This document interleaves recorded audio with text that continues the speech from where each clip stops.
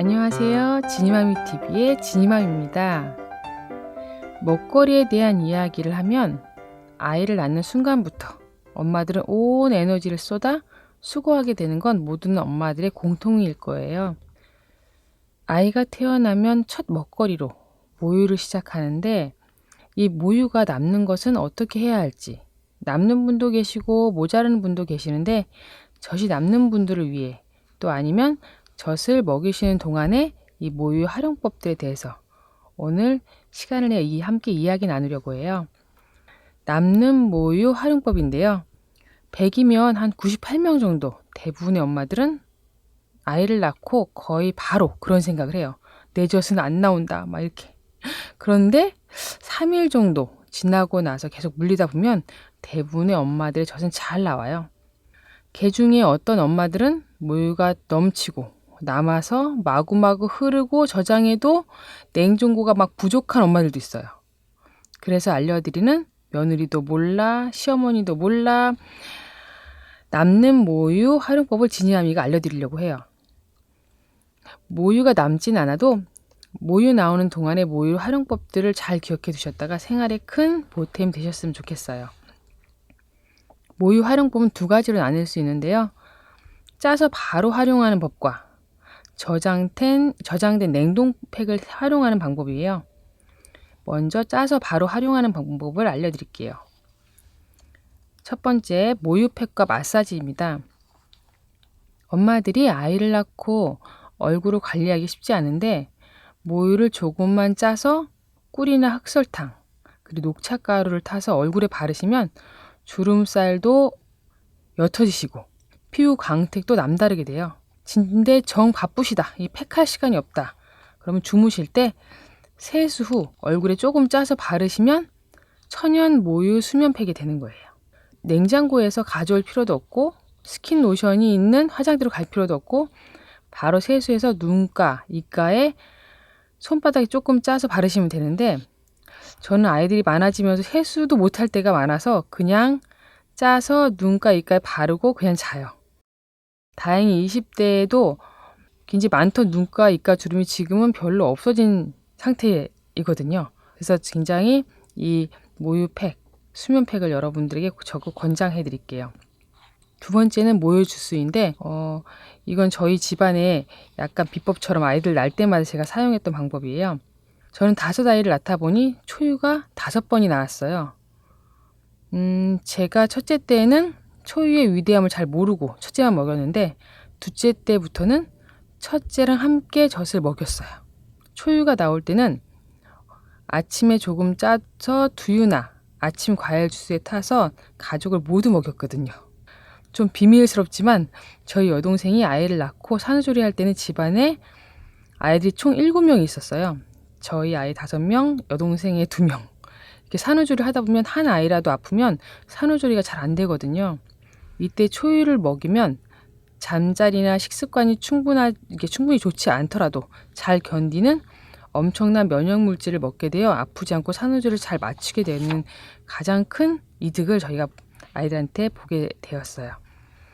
세 번째, 멍 가시기와 상처 치유. 제가 첫째 돌전에 유모차를 태워 급히 가던 중에 급브레이크로 아이가 유모차에 떨어졌거든요. 그때 지나가던 할머니께서 저희 자지러지게 우는 저희 첫째를 보고 젖을 먹이면 젖 발라줘? 막 이렇게 하시는 거예요. 근데 저는 얼떨결에 옷 속에 손을 넣어서 젖을 짜가지고 발라줬는데 일단은 집에 와서 봤거든요. 근데 젖을 발라주던 상태 그때는 막 엄청난 혹과 막 빨간 상처가 있었는데 집에 오니 거의 없는 거예요. 젖의 놀라운 효능을 그때 알았죠.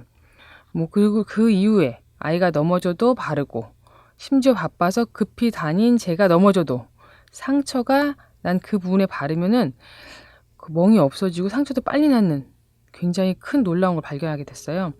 좀 실험도 해봤는데 제가 막 워낙 급히 다니다 보니까 제가 넘어져서 양쪽 무릎이 심하게 까졌는데 한쪽에만 모유를 바른 거예요. 그리고 저녁에 와서 보니 역시나 바른 쪽만 멍이 없고 빨리 낫는 엄청난 결과를 본 거죠. 여러분들도 젖이 나오는 기간에는 아이들의 상처와 멍에는 바로 짠 모유를 바르시면 엄청난 효과를 보실 수도 있어요. 백혈구가 들어있거든요. 네 번째, 이유식이나 간식에 넣어서 활용하시면 돼요. 아이들이 첫 이유식을 시작한 6개월부터는 아이들의 소화가 잘 안 될 수도 있어요. 그때 젖을 조금 짜 넣어서 이유식 시작하면 간도 맞고 소화도 잘 되는 일석이조의 이유식이 된답니다. 아이의 이유식 외에 간식을 줄 때도 감자나 고구마 등을 으깨서 물도 조금 넣지만 모유를 짜 넣는 것도 아주 좋은 방법이에요. 조금 전 말씀드린 간도 되고 소화도 잘 되거든요. 5번째, 머리 정리. 이거는 제가 자주 쓰는 방법 중에 하나인데요. 아이를 낳으면 머리가 좀 부시시해져요. 그때 급하게 밖에 나가서 화장실 볼일을 보고 나서 손을 닦은 후 모유를 짜서 머리를 정리해요. 앞머리를 바르면 앞머리가 윤기 있고 고정이 되고요.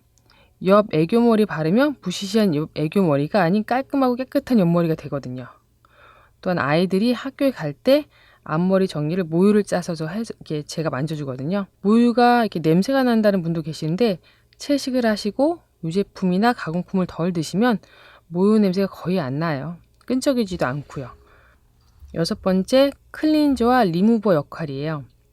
아이를 키우다 보면 아이들은 자기 손에, 얼굴에, 때로는 팔다리 여기저기 낙서를 하곤 해요. 그때 비누로도 지우시는데 그래도 사인펜이나 볼펜 자국은 남거든요. 이때 손수건에 모유를 짜서 사인펜이나 볼펜 자국을 문질러주면 놀랍게도 깨끗하게 지워지는 걸 볼 거예요. 엄마들의 팔꿈치에 허옇게 거무튀튀한 자국이 있죠. 그것도 모유를 손바닥에 짜서 조금 짜가지고 발라주시면 서서히 사라지는 클린저나 리무버 역할을 하기도 해요. 모유가 나오시는 분들은 당장 해보시면 좋을 것 같아요. 크게 2번째로 냉동실에 짜서 보관하는 냉동팩 활용법을 알려드릴게요. 가장 먼저 많은 분들이 알고 계신 비누로 활용하시는 분들이 있는데 아주 좋은 방법인 것 같아요. 이거는 주변에 비누 만드시는 분들에게 갖다 주시면 비누로 만들어 주시는데 모유 비누가 그렇게 좋답니다. 온 가족이 사용해도 무방한 아주 좋은 모유 비누는 남는 모유의 최고의 방법이라 생각이 들어요. 2년 전에 배우 이시영 씨가 방송에서 소개한 적이 있어 큰 홍보가 되었거든요. 모유에는 항산화 물질, 항알러지 물질 등이 포함되어 있어서 염증성 피부나 사춘기 여드름 치료에 도움이 되는 것으로 알려져 있어요. 이런 효능 때문에 세상에서 제일 좋은 비누라고 소개가 되기도 했어요. 다음 방법부터는 여러분들이 잘 모르시는 저희 집안만의 비법인데 잘 메모해 두셨다가 사용하시기 바래요. 8번째, 모유 목욕, 모유 조격. 아이들을 목욕시킬 때 욕조에 물을 받아놓고 물놀이를 시키신다면 냉동고에 얼려놓은 모유를 한두 개 넣어주세요. 아이들 피부가 엄청 좋아지실 거예요. 저희는 욕조 목욕 일주일에 한 번 정도는 꼭 하려고 하는데 그때 넣어주시면 아이들 피부가 하얘지는 깨끗해진 효과도 기대하실 수 있어요. 또한 저희 집에서는 아프거나 건강에 문제가 생기면 바로 하는 것이 조격인데 이때 조격하실 때도 모유팩을 한 팩 넣어 항제 조격을 하시는 겁니다. 피로회복은 물론 피부도 엄청나게 좋아하시고요. 피부에 묵은 때까지도 벗어지는 효과를 기대하실 수 있어요. 9번째, 고기 요리 시 잡내와 지방을 없애는 방법인데요. 냉동고에 얼린 모유팩을 까서 살짝 데펴서 고기 요리의 잡내를 없애는데 우유에 고기를 담갔다 조리하면 우유의 단백질 성분이 고기의 잡내를 없애주거든요. 돼지고기와 소고기 그리고 닭고기 모두 가능하고요. 또한 고기를 우유에 담갔다가 조리하면 지방 성분을 빼는 데도 효과적이래요. 우유 활용법을 모유로 하시면 돼요. 좀 생각하시는 분들이 좀 찜찜하다 하시는 분들 계세요. 그런데 다만 우리가 모르는 어떤 소가, 그 송아지를 먹이기 위한 젖이 우유잖아요. 우유는 괜찮은데 모유는 좀 그렇다고 하시는 분들이 계시는데 요리하시는 분들은 엄마니까 가족들에게 너무 말하지 마시고 몰래 사용해 주시는 것도 좋을 것 같아요. 저는 말씀드리자면 저희 비유가 약한 남편과 남편을 닮은 아들들에게 모유 주스나 모유 사용 음식은 조용히 제선에서 비밀리에 해결하고 맛있게 드시게 한답니다. 제가 방송을 말씀드리지만 지금도 모르고 계시거든요. 10번째, 모유은행 기부법인데요.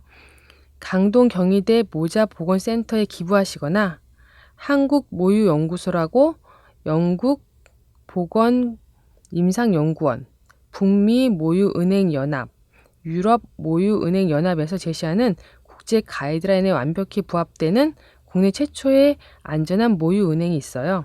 위치는 충청남도 천안에 위치하고 있고요. 여기에 택배로 아이스팩을 넣어서 기부하시는데 아이를 낳고 엄마가 병이 있거나 출산 후 선천적 병이 있는 아가들, 그리고 다둥이 엄마들에게 아주 유용하게 사용된다고 하니 저는 막 모유가 남아서 기부해 본 적은 없지만 제 후배들 가운데 심히 모유가 많은 후배들은 기부했다고 합니다. 그래서 모유가 냉동고에 많이 남으신 분들은 엄마들에게 권해드리는 모유은행 기부법 꼭 활용하시길 바래요. 이상으로 남는 모유의 활용법 10가지를 말씀드렸는데 정리해드리자면 바로 짜서 사용하는 방법으로는 모유팩과 마사지법, 모유 주스, 멍가시기와 상처 치유, 이유식이나 간식에 넣어 활용하는 법, 머리 정리, 클렌저와 리무버 역할이 있어요. 냉동고에 얼린 모유팩은 모유 비누, 모유 목욕과 모유 족욕, 그리고 고기 잡내 없애기와 모유 은행 기부법이 있답니다. 엄마들의 음식에 담긴 정성의 양만큼 아이들은 몸도 마음도 함께 자란다고 생각합니다. 음식에 담긴 정성과 사랑으로 마음과 생각이 자라고 음식의 영향으로 키와 몸이 구석구석 자라는 걸 보는 건 수고로운 엄마의 보람과 자랑과 웃음이 아닌가 싶습니다. 하루 내내 아이들의 먹거리와 수고한 엄마들을 응원합니다. 오늘도 수고하고 애쓰셨어요.